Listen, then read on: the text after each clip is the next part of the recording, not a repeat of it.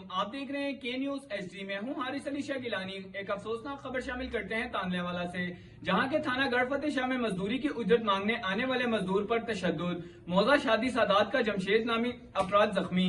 मजीद इस हवाले से जानते हैं अली हसन साबरी की इस रिपोर्ट में।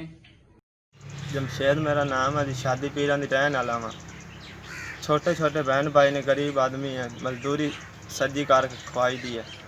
ते गढ़ फतेह शाह थाने दे विच मजदूरी सी, वो गढ़ SHO दे क्वार्टर ते पीलर सारन आए सी।